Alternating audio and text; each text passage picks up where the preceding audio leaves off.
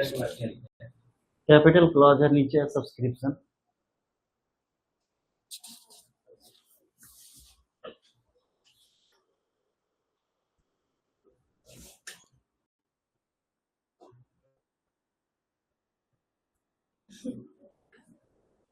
क्या हो गया भाई, क्यों हंस रही हो बताओ जरा, फिर काम करो।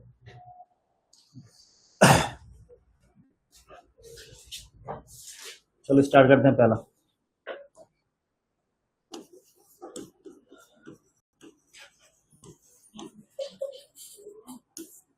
Name clause.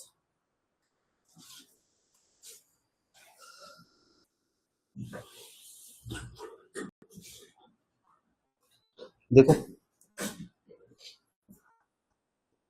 जब भी अभी बोलूंगा सो लिखना है, अभी इसको देख लो पहले।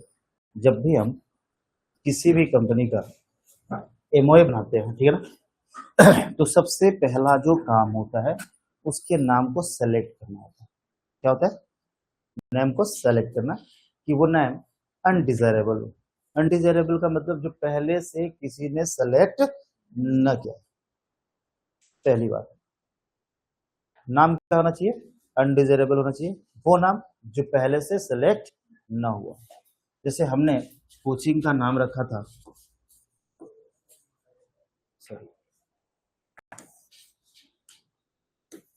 ये हमारी जो कोचिंग है ना,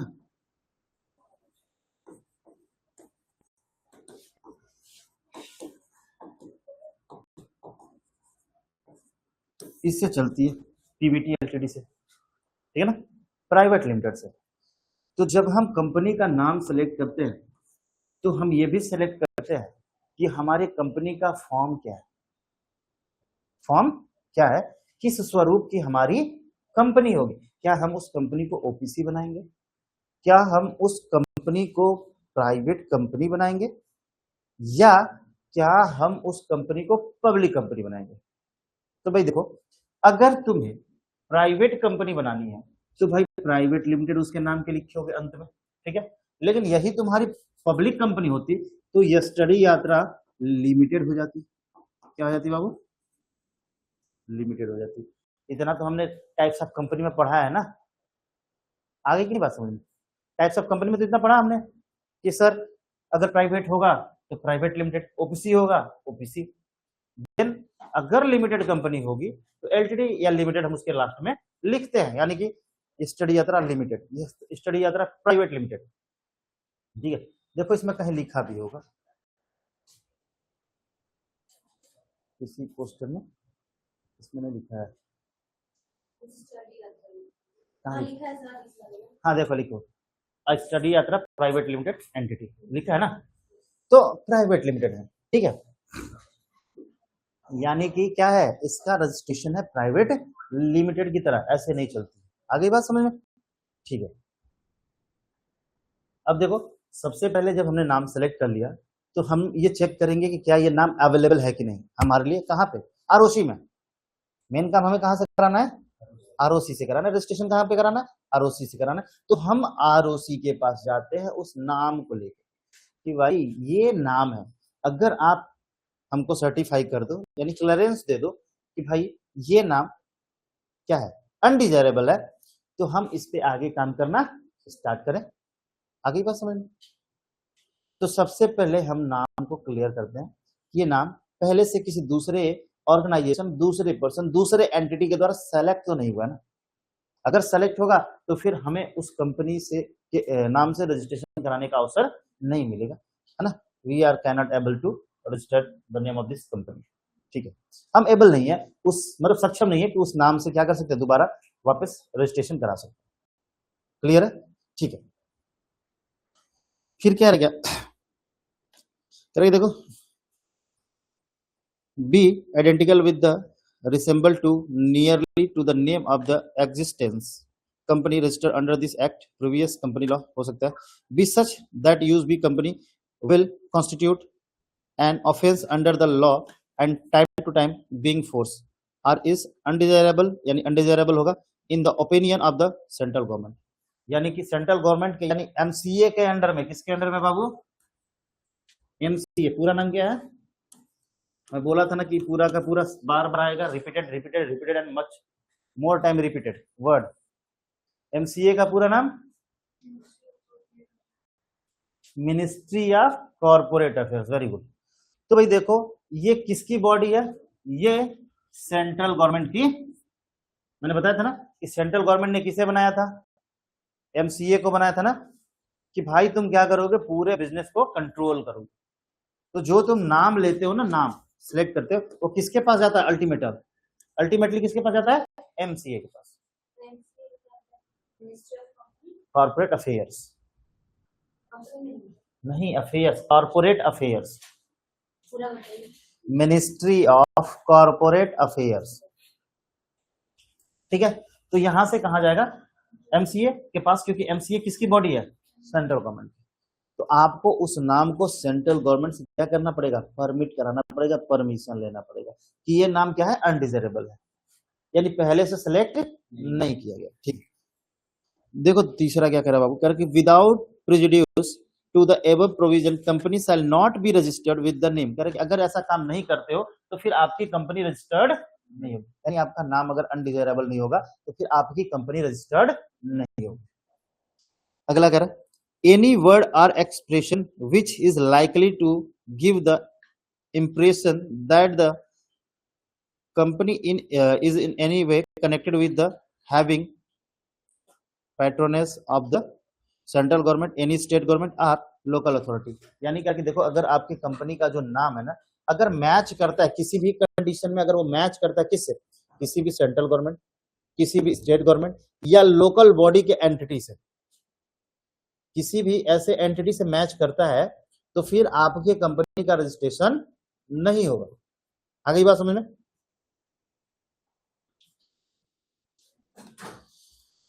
फिर कह रहा है such word expression as may be prescribed, मतलब नीचे दिया हुआ है कि भाई किस किस तरीके से होगा, इसका एक केस स्टडी है। ठीक है, कुल मिला के सबसे पहले हमें, अब इसका मैं एक सिंपल से फ्लो चार्ट में लिख देता हूं, मतलब एक वर्ड सीक्वेंस वाइज लिख देता हूं।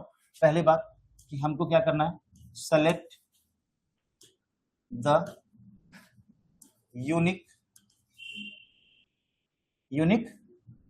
नेम। आपको क्या करना है, एक नाम सेलेक्ट करना है, कैसा? जो अलग हो, है ना, अनडिजायरेबल हो, यूनिक हो। ठीक है, कहां लेके जाना है आपको? उसके बाद इसे अगर आप नाम सेलेक्ट कर दो तो फिर कहां जाओगे इसको लेके? दूसरा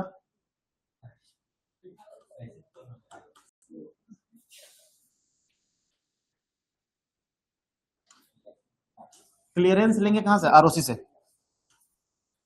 clearance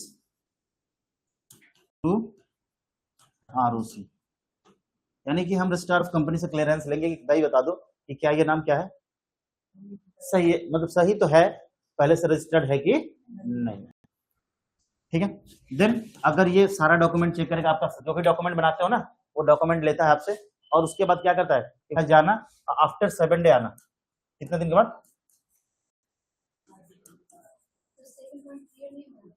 clearance to ROC, clearance लेता है कौन? वो पर्सन जिसे कंपनी बनानी होती है। क्लियरेंस मतलब उसको क्या बोलते हैं हिंदी में? अरे नहीं बोलते कि भाई हमको क्लियरेंस दे दो, मतलब कि स्पष्टीकरण दे दो कि भाई इस नाम से पहले से कोई कंपनी तो नहीं है ना, स्पष्टीकरण। आ गई बात में? ठीक है, आफ्टर 7 डे आरओसी इन्फॉर्म, ये क्या करेगी बाबू?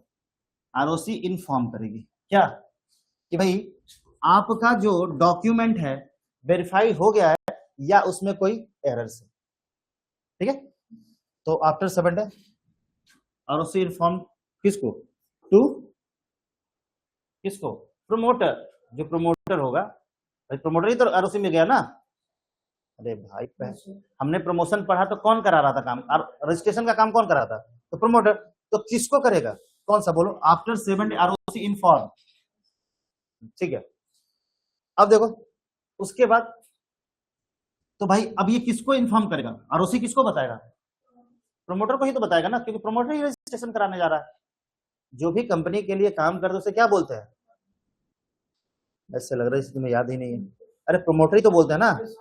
ठीक है, जो कंपनी का प्रमोशन का काम करता है उसे प्रमोटर ही बोलते हैं। तो प्रमोटर की ही रिस्पॉन्सिबिलिटी बनती है कि क्या करेगा, उसको रजिस्ट्रेशन कराएगा। अब कंपनी से रिलेटेड कोई भी प्रॉब्लम होगी आरओसी किसको सूचना देगी, प्रमोटर को ही देगी, क्योंकि उसने ही रजिस्ट्रेशन कराने के लिए गया है। ठीक है, to inform ROC to promoter, जो भी प्रोमोटर होगा उससे आरओसी क्या करेगी, इन्फॉर्म करेगी, है ना, क्या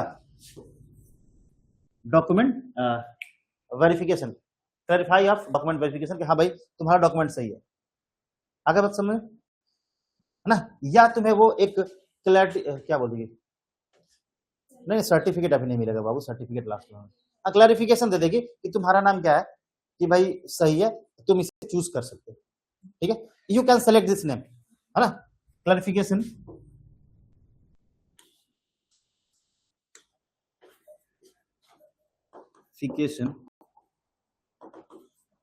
ऑफ सेलेक्ट द नेम, यानी कि आरओसी क्या प्रोवाइड करेगी, क्लैरिफिकेशन दे देगी किसके लिए, नाम को सेलेक्ट करने के लिए। अब जैसे ही क्लैरिफिकेशन दिया कि हाँ भाई आपका नाम सही है, ठीक है, आपका नाम सही है, तो अब क्या करना होगा, एंड ऑफ द नेम, आपको किस टाइप की कंपनी खोलनी है, आगे बात समझ में। तो अगर प्राइवेट खोलना है तो प्राइवेट कंपनी जुड़ जाएगा, और लिमिटेड खोलना है तो लिमिटेड। हाँ तो लिख लो, private or public word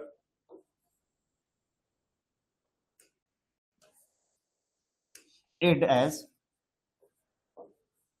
suffix, suffix के रूप में क्या जुड़ जाएगा, लिमिटेड या प्राइवेट लिमिटेड, प्राइवेट एलटीडी लिख लो भाई, थोड़ा सा एलटीडी इसमें एडजस्ट कर लेना, है ना, प्राइवेट लिमिटेड या पब्लिक, अब पब्लिक को ही क्या बोलते हैं, लिमिटेड कंपनी, है ना, ये आपकी कंपनी के नाम के अंत में जुड़ जाएगा। ठीक है बाबू, अब इसका मतलब कि आपके पास नाम आ गया। ठीक है, तो भाई नाम आ गया, ये देखो एक बात, अब देखो ध्यान से, सबसे पहली बात हमने सबसे पहले कंपनी का क्या बनाया था, मेमोरेंडम बनाया था ना। अब इस मेमोरेंडम में हमने क्या सिलेक्ट किया था बाबू, नेम, और इसका इस नेम को सिलेक्ट किया था तो कहीं ना कहीं इस नेम के लिए कोई कंपनी होगी ना, अरे कहीं ना कहीं तो लोकेटेड होगी कंपनी, सिचुएटेड होगी ना। ठीक है, सिचुएशन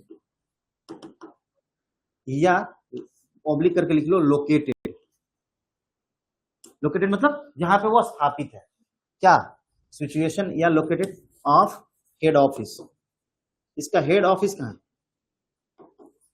आगे बात समझ, इस कंपनी का हेड ऑफिस कहां है, नेम के बाद हेड ऑफिस। आगे भाई हमने नाम तो सिलेक्ट कर लिया, कंपनी का हेड ऑफिस तो होना चाहिए ना, क्यों भाई, क्यों जरूरी है, क्योंकि इसी हेड ऑफिस में, इसी हेड ऑफिस में अब तुम क्या करोगे, अब तुम प्रिंट कराओगे डॉक्यूमेंट पे कंपनी का नाम, क्या प्रिंट कराओगे, name of the company of the document of company, यानी कि जो नेम है कंपनी का ना, जैसे मान लो स्टडी यात्रा यानी बलिया कॉमर्स इकोनॉमिक, तो बलिया कॉमर्स इकोनॉमिक को अब उसके बिल्स पे, वाउचर्स पे, अकाउंट बुक पे, जितने भी डॉक्यूमेंट लीगल डॉक्यूमेंट है सब पे उसका नाम प्रिंट कराओगे। आगे बात समझना, तो लिखो अगले स्टेप में, कितना स्टेप हुआ था वो, 5 ना, छठे में लिखो, जितना भी हुआ था उसके आगे बढ़ा कर लिख लेना। ठीक है, print the name of company, print the name of company on the document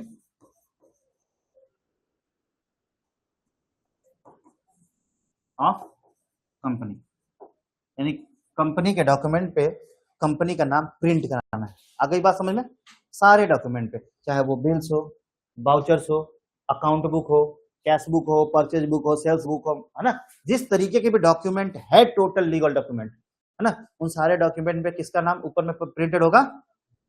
ठीक है, अच्छा एक बात देखना ध्यान से, सर आपको फी का रिसिप्ट देते हैं, कोचिंग का नाम होता है क्यों होता है भाई? क्योंकि लीगलिटी का टर्म है, इसी से ध्यान से जोड़ते जाओ, ठीक है ना। आपको जब एडमिशन करने के लिए स्लिप आता है, स्लिप जो फॉर्म आता है उसमें नाम होता है। क्यों होता है भाई? कि आप कहाँ पे पढ़ने जा रहे हो या किस जगह पे काम करने जा रहे हो उसके बारे में आपको पता हो, इसलिए उस एप्लीकेशन पे नाम दिया जाता है। और ये मेन क्यों होता है? मेन ये होता है कि अगर हमें ढूंढना होगा तो हम उस कंपनी को किस नाम से ढूंढेंगे? अगर नाम ही नहीं होगा, मुझे शिवम को ढूंढना है तो मैं कह दूंगा अरे एक लड़का चश्मा लगाता है यार, काला काला सा शर्ट पहन के आया था, ठीक है, ऐसा बोल दिया मैं, मान लो, ठीक है। अब मान लो चश्मा तो और भी कोई लगा सकता है, ब्लैक शर्ट तो कोई और भी पहन सकता है। अरे कुछ भी नहीं होता है, ब्रांड सब एक बराबर होता है, ब्रांड मतलब जीरो, ठीक है।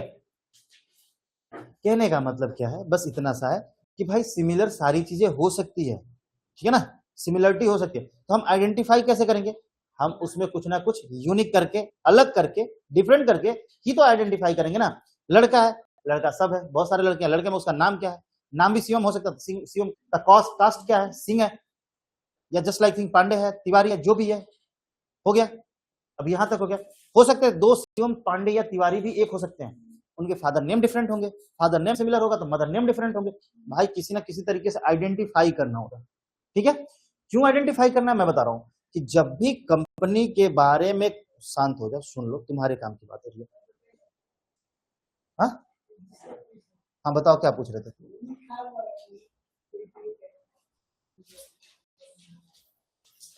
सुन लो, तुम्हारे काम आएगा, डिस्टर्ब करने से कोई फायदा नहीं है, ठीक है। चलो, तो इस तरीके से इंटरप्ट करने से ना जो भी माइंड में तुम्हें बताने के लिए रहता है सब दिमाग से निकल जाता है। आदमी एग्जांपल ऐसा नहीं कि रट के आता है, करंटली सडनली आदमी उसको चूज करता है, पिक करता है और तुम्हें समझाने की कोशिश करता है। तुम इंटरप्ट करोगे, फालतू की वो करोगे, चीजें दिमाग से डाइवर्ट हो जाती है तुम्हें डांटने में और समझाने में ही, ठीक है। तो जितनी भी जो भी नाम है कंपनी का, जो भी आपके ऑर्गेनाइजेशन का नाम है, उस कंपनी के नेम को सर्च करते करते ही जो आपके ऑफिसर्स हैं जो इसका इंस्पेक्शन करते हैं, इंस्पेक्शन मतलब जांच करते हैं, जांच करने वाला पर्सन, जो जांच करने वाला अधिकारी है, कैसे आपके दफ्तर तक पहुंचेगा? क्या भाई, मैं बोलूंगा कि बलिया कॉमर्स स्वामी का ऑफिस है, कैसे पहुंचेगा? कहीं ना कहीं उसका पोस्टर, वॉलपेपर कुछ भी तो होगा ना, कुछ ना लगा हो ना। तो कंपनी को भी क्या करना होता है, यानी कि ये तो डॉक्यूमेंट पे लिखवा दिया ना, और अगला लिखो, जितना नंबर होगा लिख लेना, print the name of company on the wall of head office। Company के हेड ऑफिस पे इसके नाम को प्रिंट कराना जरूरी होता है। वॉल मतलब दीवार, ठीक है। आपको ये बोर्ड लगा के प्रिंट कर मतलब लगवाओ, या प्रिंट करके लगवा दो, पेंट से लिखवा दो, किसी ना किसी तरीके से आपको ये चीजें लिखवानी जरूरी है।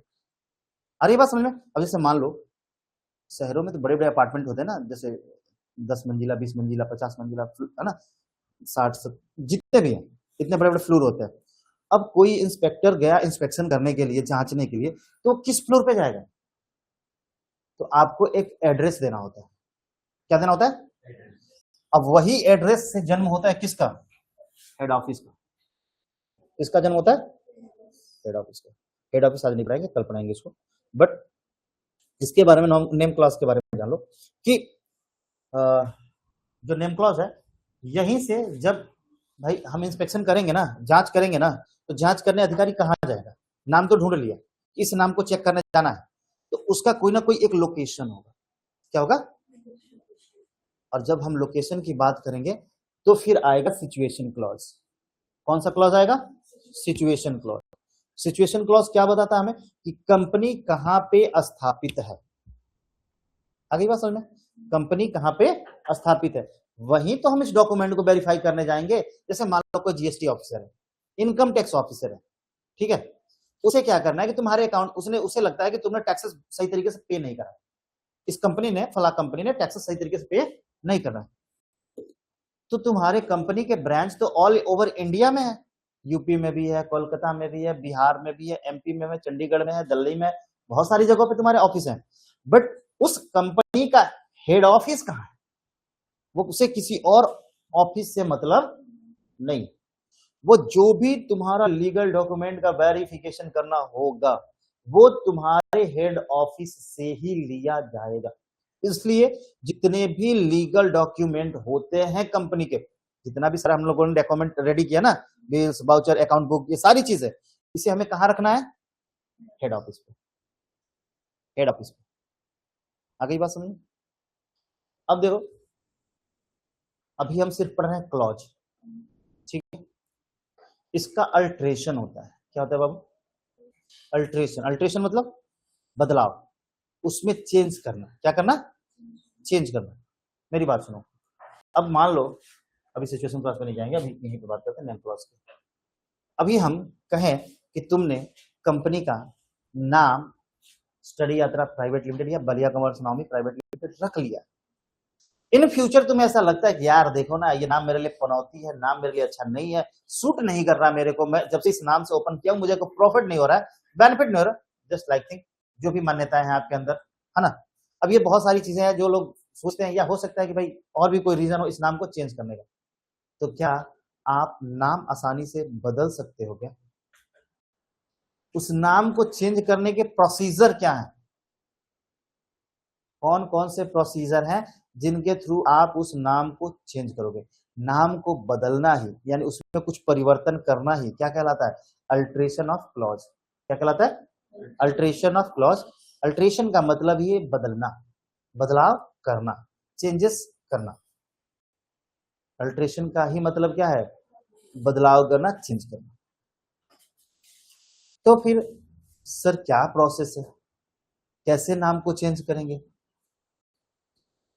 तो भाई देखो, नाम को चेंज करने के लिए आपको बहुत से प्रॉब्लम फेस करना पड़ेगा। सबसे पहली बात कि एक दूसरा नाम सेलेक्ट करो जो आप उसके बदले में रखना चाहते हो, पहले काम।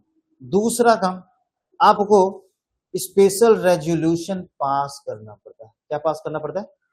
स्पेशल रेजोल्यूशन, यानी कि विशेष प्रस्ताव, एसआर। स्पेशल रेजोल्यूशन कितने से पास होता है? कितने वोटिंग राइट से पास होता है? 75% वोटिंग राइट से हम स्पेशल रेजोल्यूशन पास करते हैं। आपको ऐसा लगता है कि अगर आपके मन में आ गया कि हम कंपनी का नाम चेंज करना चाहते हैं तो आपके साथ साथ सारे मेंबर चाहेंगे कंपनी का नाम चेंज हो जाए? पॉसिबिलिटी नहीं है भाई। 75% को अपने फेवर में करना बहुत ज्यादा पॉसिबल नहीं है।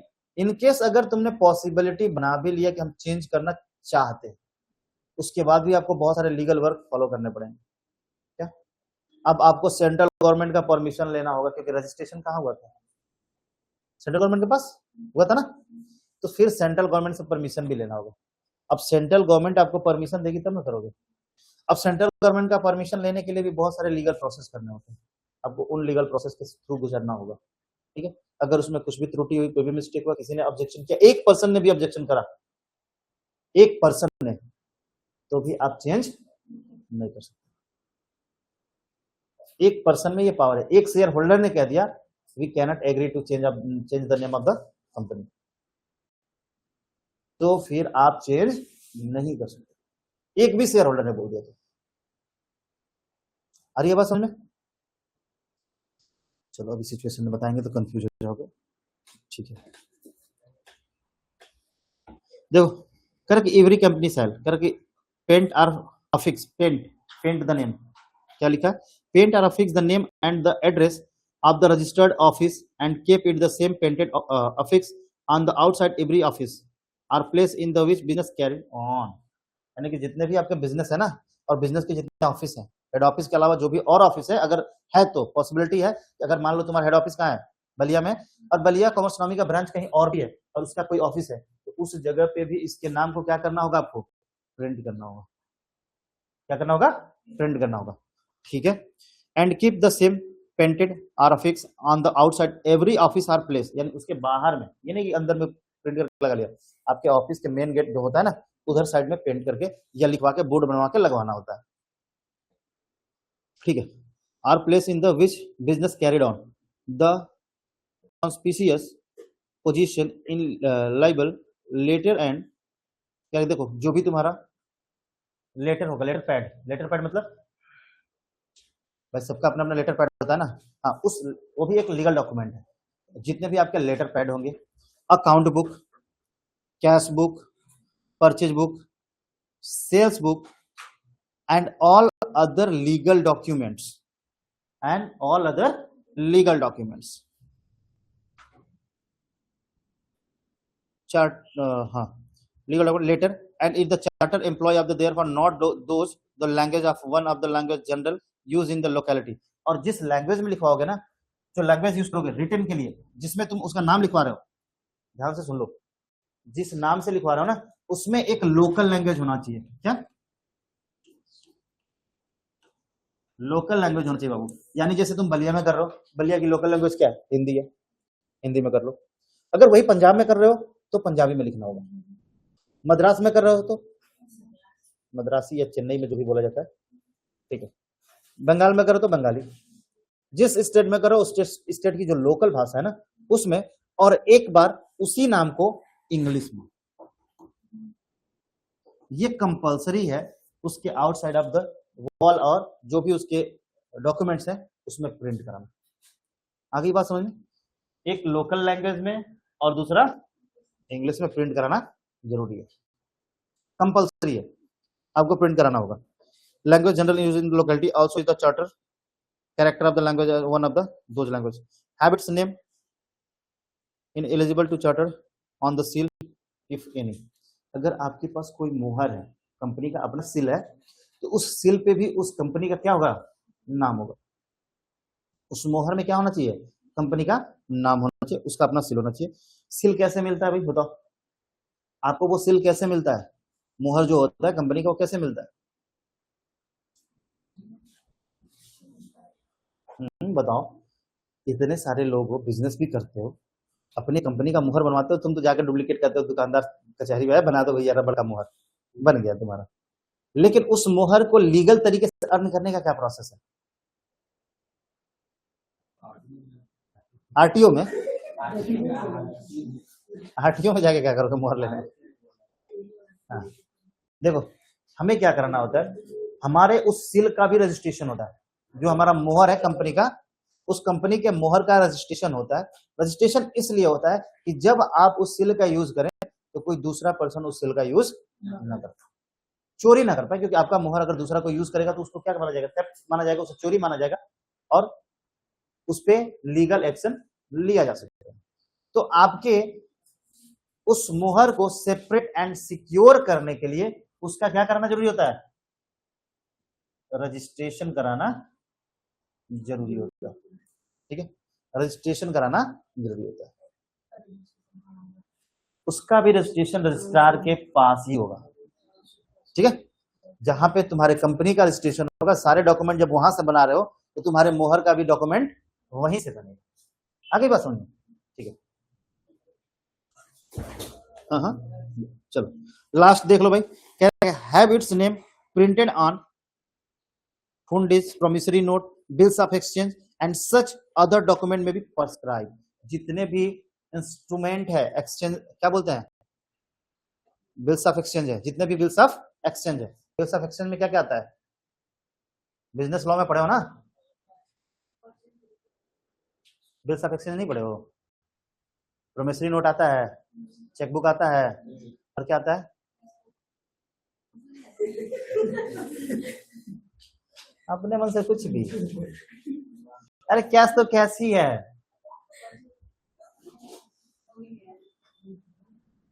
तीन चीज आता है बेसिकली मेजर। एक होता है चेक, दूसरा होता है प्रॉमिसरी नोट, और तीसरा बताओ क्या होता है? पहली बार सुने हो? कौन बोला पहली बार सुना है? बिजनेस लॉ में सर पढ़ाए होंगे, बीआरएफ बिजनेस लॉ में।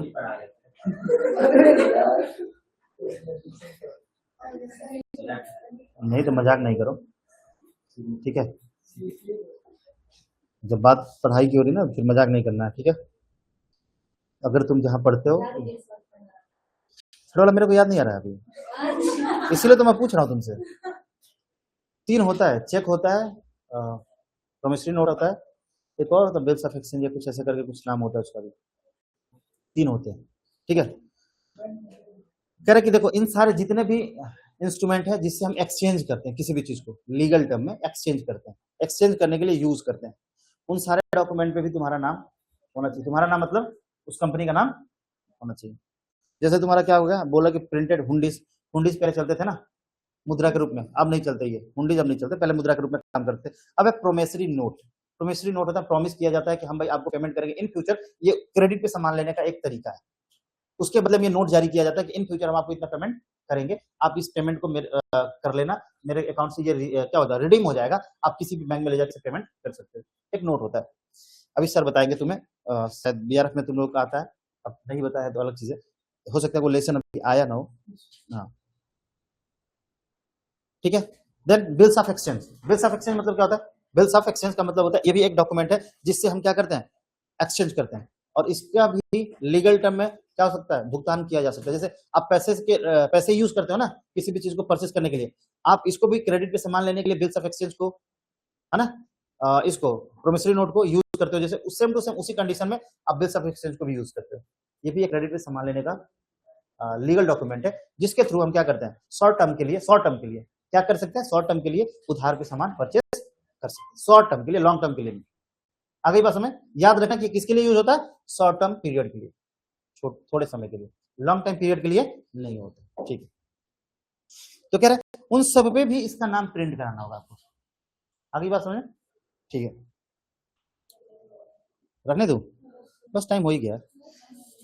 Provide that the company has change the name during the last 2 years, it shall paint or affix print case may be along with it the name, former name such change during the last 2 years are required to under the clause and A and C। चलो ठीक है, कह रहे कि देखो अगर आप ऐसा काम करना चाहते हो कि हो सकता है कि आप उस कंपनी का नाम चेंज करना चाहते हो, तो नेम किया हुआ अगर लास्ट 2 ईयर में भी अगर आपने नाम को चेंज किया है ना, तो उस नाम को जो आपने बदला है, जो भी उसमें अल्टरेशन किया है, जैसे मान लो बलिया कॉमर्सनामी लिमिटेड है, बलिया कॉमर्सनामी लिमिटेड की जगह पे सिर्फ कॉमर्सनामी लिमिटेड करना है, तो भी आपने जो नया नाम सिलेक्ट किया ना, अब आप उसको लास्ट 2 ईयर में जो भी सिलेक्ट किया है उस चीज को पेंट कराना होगा आपको हर एक डॉक्यूमेंट पे, अपने वॉल पे, ऑफिस में, हर जगह। ठीक है, ये था तुम्हारा नेम क्लॉज का। अगर तुम कहोगे तो कल थोड़ा सा एक चार्ट बनवा दूंगा, समझ में आ जाएगा, पढ़ने में मन लगाओ तुम लोग।